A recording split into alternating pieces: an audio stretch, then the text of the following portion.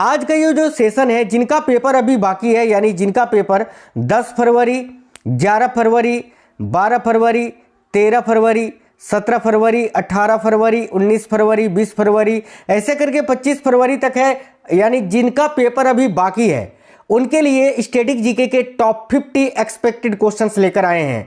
आज का ये क्लास बहुत इंपॉर्टेंट है। मैंने केवल उन्हीं क्वेश्चनों को ऐड किया है स्टैटिक जीके का जिन जिन टॉपिक से क्वेश्चंस हैं। पहला क्वेश्चन आपके स्क्रीन पर दिख रहा है और पहला क्वेश्चन है, जनसंख्या की दृष्टि से भारत का सबसे बड़ा केंद्र शासित, याद रखना है, बहुत इंपॉर्टेंट है ये।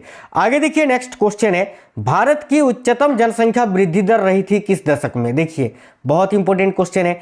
तो भाई भारत की उच्चतम जनसंख्या वृद्धि दर जो है वो किस दशक में रही थी, तो 1961 से 71 के दशक में, यानी करेक्ट आएगा ऑप्शन नंबर बी। आगे देखिए, नेक्स्ट क्वेश्चन है, जनसंख्या घनत्व का अर्थ क्या होता है। बहुत इंपॉर्टेंट क्वेश्चन है। जैसे कि क्वेश्चन पूछा जाता है कि किस राज्य का जनसंख्या घनत्व सबसे अधिक है, तो याद रखिएगा सबसे अधिक जनसंख्या घनत्व है बिहार का और सबसे कम है अरुणाचल प्रदेश का 2011 के जनगणना के अनुसार। और ये जो जनसंख्या घनत्व का है इसका अर्थ क्या होता है, देखिए ऑप्शन नंबर सी करेक्ट होगा, प्रति वर्ग किलोमीटर में रहने वाले व्यक्तियों की संख्या।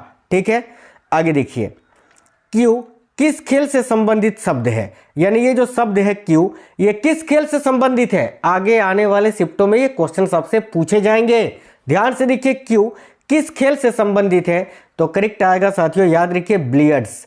बिलियर्ड्स खेल से संबंधित शब्द है ये क्यू। आगे देखिए, अगला है, गुगली शब्द किस खेल से संबंधित है, तो भाई गुगली शब्द जो है ये साथियों क्रिकेट से संबंधित है। राइट आएगा ऑप्शन नंबर बी, क्रिकेट से। नेक्स्ट है, किस खेल में बुल्स आई शब्द का प्रयोग किया जाता है, तो वह कौन सा खेल है जिसमें बुल्स आई शब्द का प्रयोग किया जाता है। देखिए करेक्ट आएगा शूटिंग में। शूटिंग यानी निशानेबाजी, बुल्स आई शब्द का प्रयोग किस खेल में किया जाता है, तो शूटिंग में यानी निशानेबाजी में। Option number D right answer है। अगला है, भारत में पहली पंचवर्षीय योजना के दौरान स्थापित उच्च शिक्षा का संवैधानिक, ठीक है, संविधिक या संवैधानिक निकाय कौन सा था। साथियों पंचवर्षीय योजना से क्वेश्चन पूछ के बिल्कुल पागल बना दिया है बच्चों को, इतने ज़्यादा क्वेश्चंस पूछे जा रहा है ना, इसीलिए मैंने ये टॉपिक करवा दिया है, चैनल के अंदर मिल जाएगा, देख लेना। देखो तो भाई क्या आंसर है, भारत में पहली पंचवर्षीय योजना के दौरान स्थापित उच्च शिक्षा का सांविधिक निकाय कौन सा था। याद रखिए विश्वविद्यालय अनुदान आयोग। करेक्ट आएगा ऑप्शन नंबर डी, विश्वविद्यालय अनुदान आयोग। देखिए, निम्नलिखित नृत्यों में से कौन एकल नृत्य नहीं है, यानी भाई इनमें से कौन सा नृत्य है जो एकल नृत्य नहीं है या अकेला नहीं किया जा सकता है। तो देखिए, भारतनाट्यम एकल नृत्य है, ठीक है, कुचिपुड़ी एकल नृत्य है, मोहिनीअट्टम भी एकल नृत्य है, लेकिन ओडिसी जो है ना वाकई में एकल नृत्य नहीं है साथियों। ओडिसी नृत्य जो है ये अकेला नहीं किया जा सकता, याद रखना। मैं आपको इनके बारे में बता देता हूं, जैसे कि भारतनाट्यम जो है ये तमिलनाडु राज्य का शास्त्रीय नृत्य है, कुचिपुड़ी आंध्र प्रदेश राज्य का शास्त्रीय नृत्य है, मोहिनीअट्टम केरल राज्य का शास्त्रीय नृत्य है और ओडिसी जो है ये ओडिशा राज्य का शास्त्रीय नृत्य है साथियों। आगे देखिए, निम्नलिखित में से कौन प्रसिद्ध वायलिन वादक है। देखिए इनमें से कौन एक प्रसिद्ध वायलिन वादक है ये पूछा जा रहा है। तो ऑप्शन नंबर ए में आपको प्रोफेसर टी.एन. कृष्णन का नाम दिख रहा है। याद रखिए प्रोफेसर टी.एन. कृष्णन जो है ये एक प्रसिद्ध वायलिन वादक है साथियों। तो इस क्वेश्चन का करेक्ट आंसर होगा option number A, professor TN. Krishnan. चलिए नेक्स्ट क्वेश्चन देखते हैं। अगला है, मोहिनीअट्टम नृत्य रूप का विकास निम्नलिखित में से किस राज्य में हुआ। देखिए काफी इंपॉर्टेंट क्वेश्चन है। तो मोहिनीअट्टम नृत्य रूप का विकास जो है निम्नलिखित में से किस राज्य में हुआ है, तो राइट आएगा ऑप्शन नंबर सी, केरल में, केरला में। याद रखिएगा, ठीक है, मोहिनीअट्टम जो है ना ये केरल का ही नृत्य रूप है। ऑप्शन नंबर सी करेक्ट आएगा। आगे देखिए, नेक्स्ट क्वेश्चन आपका ये रहा कि गुरु केलुचरण महापात्रा किस नृत्य शैली में निपुण थे। डबल स्टार मार्क कर लीजिए आप साथियों। तो गुरु केलुचरण महापात्रा किस नृत्य में निपुण थे, तो करेक्ट आएगा ओडिसी नृत्य से, ओडिसी से, ठीक है, ऑप्शन नंबर सी करेक्ट आएगा ओडिसी। सबसे प्राचीन वाद्य यंत्र कौन सा है, काफी इंपॉर्टेंट क्वेश्चन है। देखिए सबसे प्राचीन जो वाद्य यंत्र है वो कौन सा है, याद रखिएगा सबसे प्राचीन वाद्य यंत्र है वीणा। वीणा जो है साथियों सबसे प्राचीन वाद्य यंत्र है। एक क्वेश्चन पूछा जाता है कि मुगल शासक औरंगजेब कौन सा वाद्य यंत्र बजाते थे, तो याद रखिएगा वीणा ही बजाते थे, ठीक है। नेक्स्ट है ध्रुपद गायन क्षेत्र में दक्षता प्राप्त बालकृष्ण बुआ का संबंध निम्नलिखित में से किस घराने से है। देखिए ध्रुपद गायन क्षेत्र में दक्षता प्राप्त बालकृष्ण बुआ, इनका संबंध निम्नलिखित में से किस संगीत घराने से है। तो याद रखिए ग्वालियर घराने से। ऑप्शन नंबर सी करेक्ट आएगा, ग्वालियर घराना याद रखेंगे। नेक्स्ट क्वेश्चन देखिएगा, बुद्ध के जीवन की किस घटना को महाभिनिष्क्रमण के रूप में जाना जाता है। यानी गौतम बुद्ध के जीवन की किस घटना को महाभिनिष्क्रमण के रूप में जाना जाता है। याद रखिए उनका गृह त्याग। जब गौतम बुद्ध ने अपना गृह त्याग किया था, यानी अपने घर द्वार छोड़कर ये चले गए थे तप करने के लिए, तब उस घटना को महाभिनिष्क्रमण के रूप में जाना गया था। आगे देखिए, गौतम बुद्ध को ज्ञान की प्राप्ति कहां से हुई थी। तो भाई गौतम बुद्ध को ज्ञान की प्राप्ति हुई थी बोध गया से। राइट आएगा ऑप्शन नंबर ए, बोध गया। नेक्स्ट क्वेश्चन है, भारतीय शिवाजी किस शैली के नृत्य के लिए प्रसिद्ध है। तो भाई भारतीय शिवाजी जो है वो किस शैली के नृत्य के लिए प्रसिद्ध है। करेक्ट आएगा ऑप्शन नंबर सी, मोहिनीअट्टम के लिए। अगला क्वेश्चन है, रुक्मणी देवी अरुंडेल कला की किस विद्या से संबंधित है। तो भाई रुक्मणी देवी अरुंडेल जो हैं ये भाई कला की किस विद्या से संबंधित हैं। तो राइट आएगा शास्त्रीय नृत्य से। ऑप्शन नंबर डी करेक्ट आएगा, शास्त्रीय नृत्य याद रखिएगा। नेक्स्ट क्वेश्चन है, दमयंती जोशी किस शास्त्रीय नृत्य से संबंधित है। देखिए दमयंती जोशी जो हैं वो किस प्रकार के शास्त्रीय नृत्य से संबंधित है। तो कथक से। कथक राइट आंसर होगा, ऑप्शन नंबर डी याद रखना।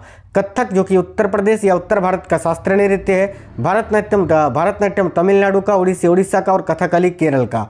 नेक्स्ट क्वेश्चन देखिए अगला है, बिहू लोक नृत्य किस राज्य से संबंधित है।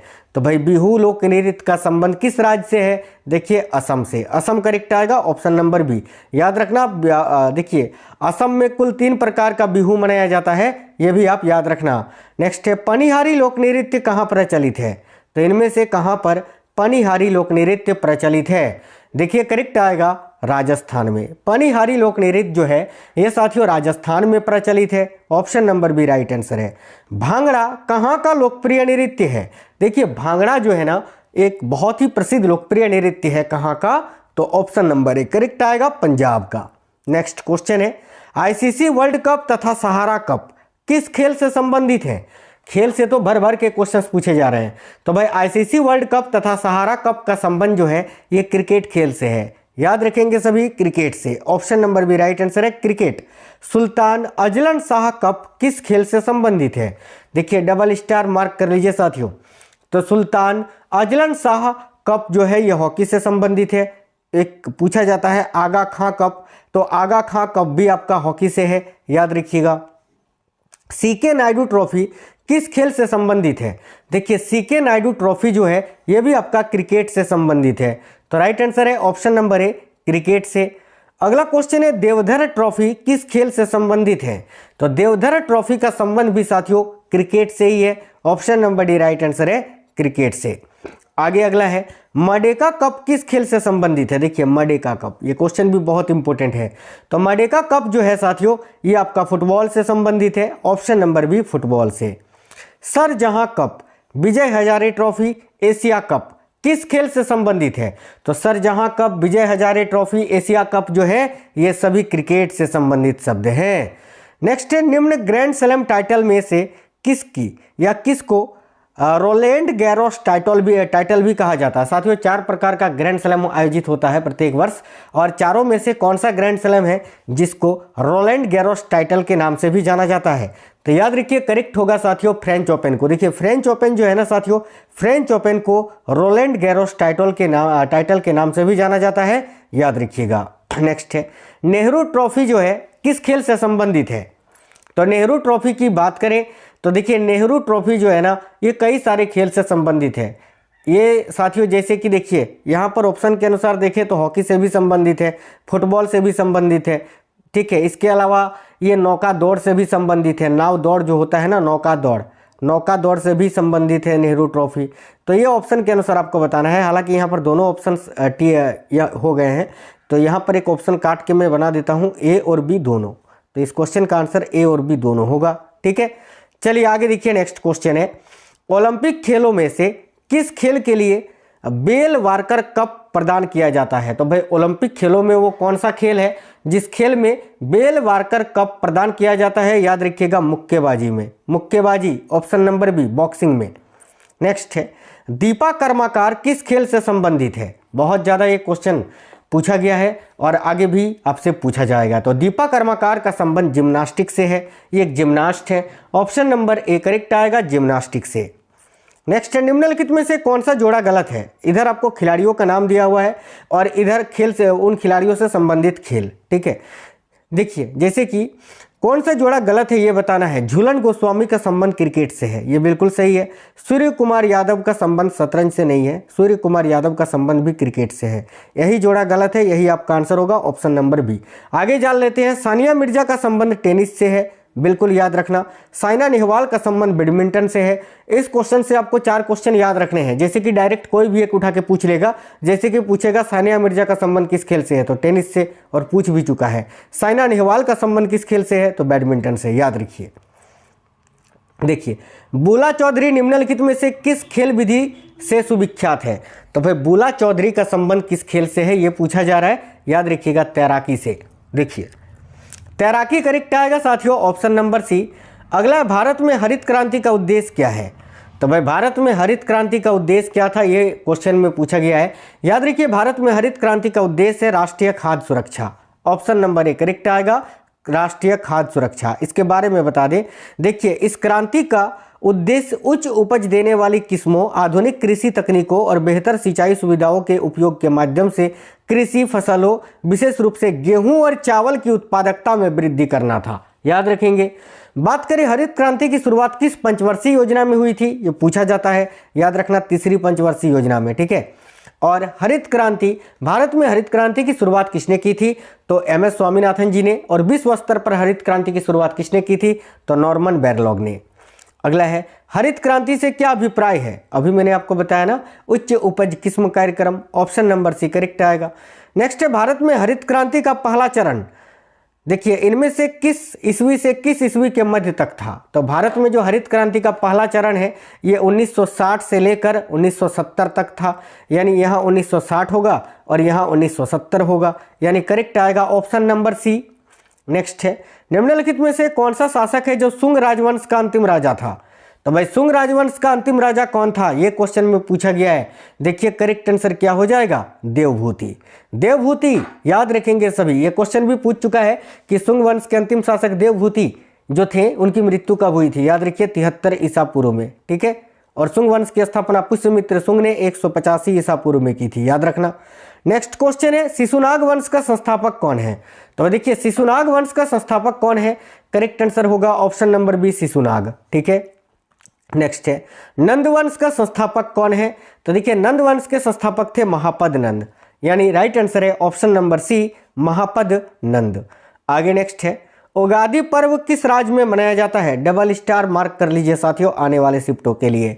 तो उगादि पर्व जो है किस राज्य में मनाया जाता है?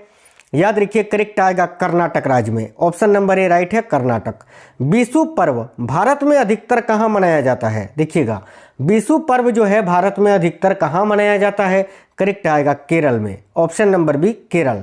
गुड़ी पर्व, ठीक है, किस राज्य में मनाया जाता है? तो गुड़ी पर्व जो है या गुड़ी पड़वा जिसको बोलते हैं, ये किस राज्य में मनाया जाने वाला त्यौहार है? देखिए करेक्ट आएगा महाराष्ट्र में, करेक्ट आएगा साथियों ऑप्शन नंबर सी महाराष्ट्र में। नेक्स्ट है, पुरी में रथ यात्रा किसके सम्मान में निकाली जाती है? पुरी में, उड़ीसा के पुरी में जो रथ यात्रा निकाली जाती है वो किस भगवान के सम्मान में निकाली जाती है? याद रखिए भगवान जगन्नाथ के, करेक्ट आएगा option number A Jagannath. Next है चपचार, देखिए चपचार कुट त्योहार कहाँ मनाया जाता है? पूछ चुका है, आगे भी पूछा जाएगा। चपचार कुट त्योहार कहाँ मनाया जाता है या किस राज्य का मुख्य त्योहार है? याद रखिएगा मिजोरम का, करेक्ट है साथियों ऑप्शन नंबर सी मिजोरम, याद रखिएगा। आगे नेक्स्ट है, देखिएगा, देखिए फिजी ने अपने देश के सर्वोच्च सम्मान companion of order the Fiji से किसे सम्मानित किया है? तो फिजी ने अपने देश के सर्वोच्च सम्मान companion of order of Fiji से किसे सम्मानित किया है? तो करेक्ट आएगा प्रधानमंत्री नरेंद्र मोदी जी को, करेक्ट आएगा option number A Narendra Modi. Current affairs के भी क्वेश्चन है कुछ, आगे देखिए। नेक्स्ट है, प्रधानमंत्री नरेंद्र मोदी ने भारत की पहली जल मेट्रो परियोजना का अनावरण कहाँ किया? काफी इंपोर्टेंट क्वेश्चन है। देखिए तो प्रधानमंत्री नरेंद्र मोदी ने एशिया की सबसे बड़ी भारत की पहली है ना जल मेट्रो परियोजना का अनावरण कहाँ किया है? तो कोच्चि में। याद रखिए, Kochi Kerala. Option number 1 correct आएगा, कोच्चि में। बड़ा इंपॉर्टेंट क्वेश्चन है कि प्रधानमंत्री नरेंद्र मोदी ने एशिया की सबसे बड़ी Hindustan aeronautics limited helicopter factory का उद्घाटन कहाँ किया है? तो भाई याद रखिए, ये क्वेश्चन तो आपको याद होगा, मैंने कई बार पढ़ा है। कर्नाटक के तुमकुरु में। कर्नाटक के तुमकुरु में, याद रखिए, तुमकुरु कर्नाटक में। ठीक है, ऑप्शन नंबर बी करेक्ट आएगा। चलिए नेक्स्ट क्वेश्चन देखिएगा, अगला है, कौन व्यक्ति हाल ही में वर्ष 2023-24 के लिए, ठीक है, ऑडिट ब्यूरो ऑफ सर्कुलेशन के नए अध्यक्ष बने थे? तो भाई वर्तमान में देखिए ऑडिट ब्यूरो ऑफ सर्कुलेशन के अध्यक्ष कौन है? तो याद रखिए, श्रीनिवास के स्वामी जी। राइट है, ऑप्शन नंबर बी श्रीनिवासन के स्वामी। नेक्स्ट है, किस क्रिकेट टीम ने हाल ही में पुरुष एशिया कप 2023 का खिताब जीता है? तो पुरुष एशिया कप 2023 का खिताब किस क्रिकेट टीम ने जीता है, यह पूछा जा रहा है। देखिए करेक्ट आएगा साथियों यहाँ आपका भारत ने। साथियों आपका पेपर कब है और किस शिफ्ट में है, यह आप हमें इस वीडियो के नीचे कमेंट बॉक्स में कमेंट करके जरूर बता देना। आगे देखिए नेक्स्ट क्वेश्चन है, हाल ही में कौन वनडे एशिया कप में सर्वाधिक विकेट लेने वाले भारतीय गेंदबाज बने हैं? देखिए वनडे एशिया कप में सर्वाधिक विकेट लेने वाले भारतीय गेंदबाज कौन बने हैं? देखिए राइट होगा Ravindra Jadeja. Option number C correct answer है, रविंद्र जडेजा। साथियों वीडियो के नीचे कमेंट बॉक्स में कमेंट करके आप ये जरूर बता दीजिए कि आपके आने वाले दिनों में जिनका भी पेपर है, आपका पेपर कब है और किस शिफ्ट में है। ठीक है, और वीडियो कैसा लगा है ये भी कमेंट बॉक्स में बताना। और अगर क्लास पसंद आई है, वीडियो को लाइक करना, अपने सभी दोस्तों के साथ शेयर करना। इसी तरह के और भी क्लासेस चाहिए तो आप हमें कमेंट बॉक्स में जरूर बताना। चैनल सब्सक्राइब करके बेल आइकन को ऑन करके रखना, इससे सारे क्लासेस का नोटिफिकेशन आएगा। हालांकि मैंने बहुत सारे क्लासेस आपको ऑलरेडी करवा दिए हैं, उनको आप जरूर देखिए। और स्मार्ट स्टडी 2.0 में आप जाओगे तो आपको सारे टॉपिक्स मिल जाएंगे, टॉपिक वाइज। ठीक है, जिस टॉपिक से क्वेश्चंस पूछे जा रहे हैं, टॉपिक का नाम सर्च करोगे आपको मिल जाएगा। तो मिलते हैं आपसे नेक्स्ट वीडियो में, तब तक बिल्कुल स्वस्थ रहें। जय हिंद, वंदे मातरम।